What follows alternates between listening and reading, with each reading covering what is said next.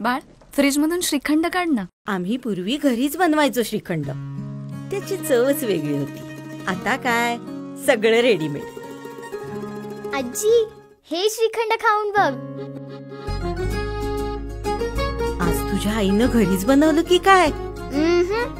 हे आहे गोकुळचं श्रीखंड. अगदी जिभेवर रेंगाळणार. जिभेवरच नाही तर मनावरही रेंगाळणार. गोकुळ श्रीखंड, मनावर रेंगाळणार.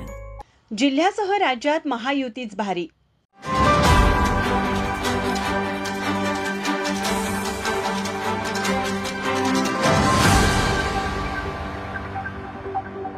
महाराष्ट्र विधानसभा निवडणुकीचा निकाल नुकताच हाती आला असून यामध्ये महायुतीने सर्वाधिक जागा मिळवत यश मिळवलं आहे.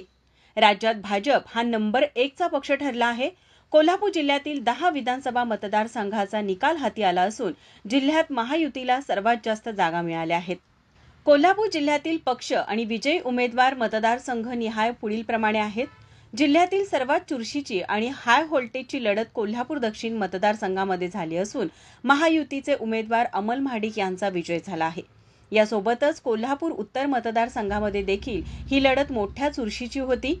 काँग्रेस पुरस्कृत अपक्ष उमेदवार राजेश लाटकर हे आधी आघाडीवर होते, मात्र शिवसेना शिंदे गटाचे उमेदवार राजेश क्षीरसागर यांनी लीड तोडत विजय गाठला.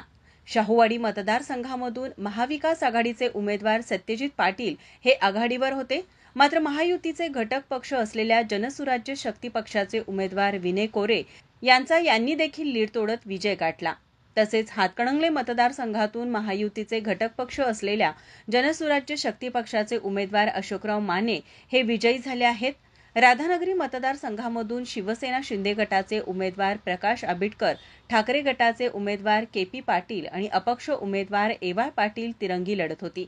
यामध्ये शिंदे गटाचे उमेदवार प्रकाश आबिटकर यांचा मोठ्या मताधिक्याने विजय झाला. चंदगड मतदारसंघातून विद्यमान आमदार राजेश पाटील यांचा पराभव अपक्ष उमेदवार शिवाजी पाटील यांनी केला. संपूर्ण महाराष्ट्राचं लक्ष लागून राहिलेला मतदारसंघ म्हणजे कागल मतदारसंघ. यामध्ये राष्ट्रवादी अजित पवार गटाचे उमेदवार हसन मुश्रीफ विरुद्ध राष्ट्रवादी शरद पवार गटाचे समजित सिंह घाडगे अशी चुरशीची लढत या ठिकाणी पाहायला मिळाली. या मतदारसंघात हसन मुश्रीफ यांनी मोठ्या प्रमाणात विकासकामं केली असून त्यांच्यासोबत माजी खासदार संजय मंडलिक आणि माजी आमदार संजय बाबा घाडगे असे 2 प्रबल गट होते. त्यामुळे 1 लाखाच्या लीडने मुश्रीफ निवडून येणार अशी सर्वत्र चर्चा होती. मात्र मुश्रीफ यांना हे लीड गाठता आलं नाही. त्यामुळे घाडगे आणि मंडलिक गटाची मतं पूर्णपणे मिळाली नाहीत अशी चर्चा या निकालानंतरच्या लीडवरून सुरू आहे.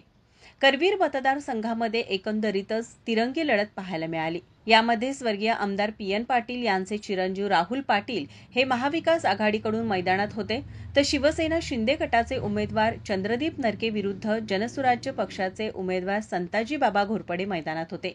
या मतदारसंघामध्ये स्वर्गीय आमदार पी.एन. पाटील यांनी भरपूर विकास कामं केली आहेत. त्यामुळे कुठेतरी पी.एन. पाटील यांच्या निधनामुळे राहुल पाटील यांच्या पाठीमागे सहानुभूतीची लाट असल्याचं बोललं जात होतं. मात्र या मैदानात देखील शिंदे गटाचे उमेदवार चंद्रदीप नरके यांनी बाजी मारली.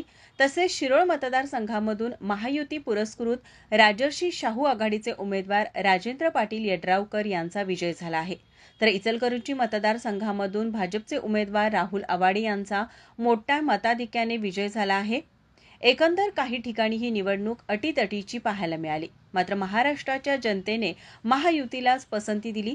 या निवडणुकीत सर्वाधिक मतदान महिलांचं झालं असून लाडक्या बहिणींनी अखेर लाडक्या भावांनाच निवडलं असं म्हटलं तरी चुकीचं ठरणार नाही. माझा महाराष्ट्र न्यूजसाठी कॅमेरामन नाज अत्तारसह अमृता पवार, कोल्हापूर.